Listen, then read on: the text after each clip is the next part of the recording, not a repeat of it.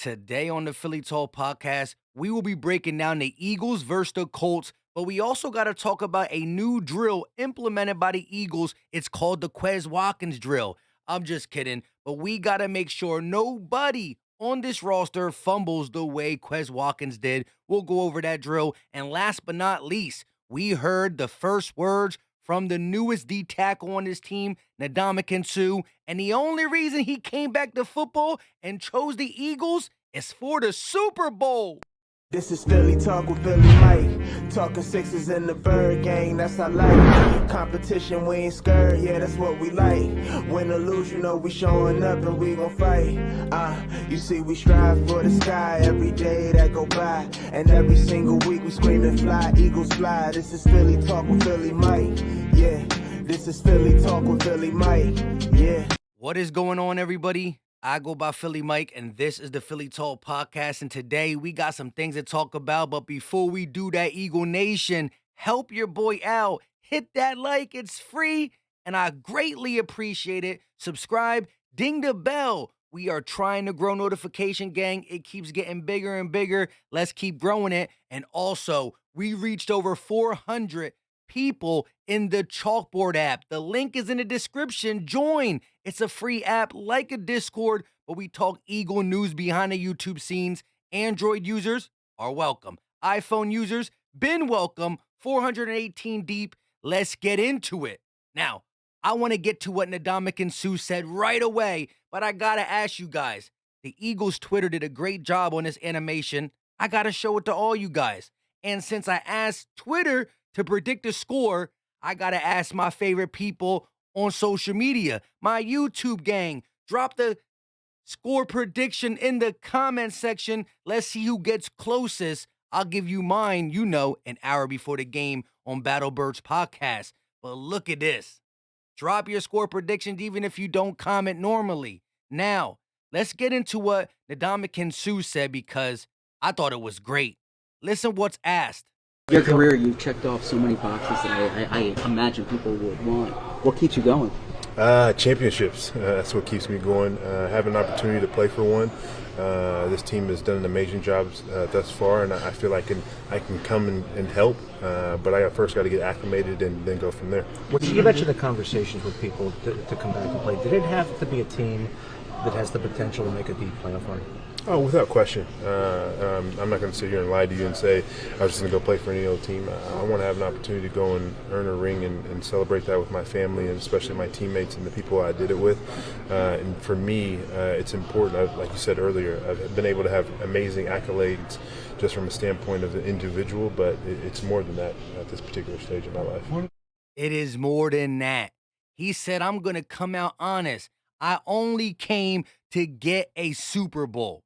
Now, he loves Slay. He talked about his relationship with Slay. He actually has a good relationship with Fletch. Mutual respect for being one of the most dominant D tackles. They both, have been doing big things from the whole 2010 plus, that whole, the last decade of football, we should say. But with all that being said, he feels that he could help this team get to our ultimate goal, which is the Super Bowl. He just won one 2 years ago, so I think he has a good feel for what teams have a culture, have a winning formula, and every team has a weakness. Well, he's brought in to shore up this weakness. Jordan Davis will be back to shore up this weakness, and same with Linval Joseph. A role is a role, and we are just trying to put the pieces together like we did in the offseason and like we're doing now to win a championship.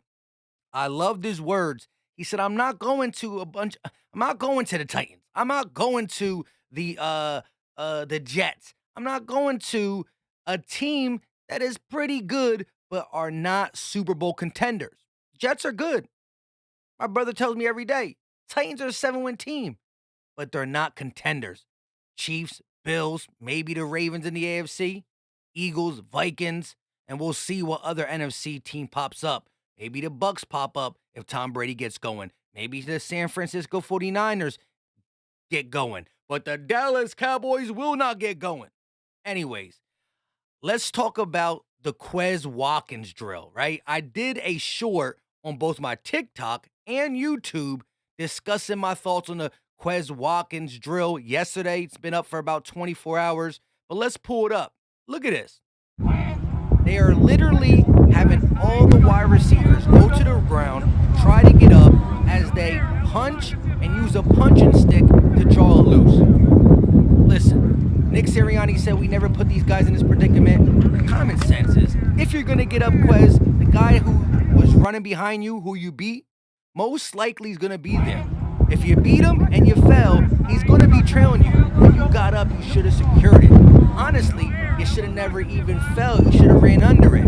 Honestly, you should have never got up. So there were so many things to prevent this, but I understand the aggressive attitude. But now, Davante, AJ, Gainwell, Scott, we all got to do this drill because the Eagles will not allow this type of fumble to happen again. Now, everybody fumbles. If it's like someone just really strips it out, and or in Dallas Goedert's case, he got face masked and hurt, it's a different story. But man, did it break my heart. Y'all know. Y'all were there in the play-by-play, most of y'all. So I'm glad to see the Eagles this week fixing anything that has came back to haunt the Eagles. Again, the run game has been iffy on and off throughout the season, but it showed its real ugly head against the Washington Commanders, where they ran the ball 49 times to a win. A win was the result there. So we go out, Howie goes out and says, Jonathan Gannon, don't let this happen again. Here's Linval Joseph. Here's Ndamukong Suh. Oh, Nick Sirianni's like, how also do we lose? By fumbling the ball. Everybody who catches the ball, catch it, go to the ground, blah, blah, blah, blah, blah, blah, blah. Details. One practice, one game, one everything. I love that from Nick Sirianni. Now, before we get out of here, hopefully, y'all gave me y'all score prediction because I love hearing from y'all. Eagle Nation, we do this together. NFL Network predicts every week, every game. And last week, they all picked the Eagles, and we lost. They've been right for the majority. Now, one person does take the Colts. That's Mark Sessler. He got a 2019, a 1-point victory by the Indianapolis Colts. I don't believe it. The Colts are hungry. They're playing for their new coach. They're trying to instill a new culture. They got some pieces over there because Jonathan Taylor, for the large part of the season, did not play. I got him in fantasy. I know.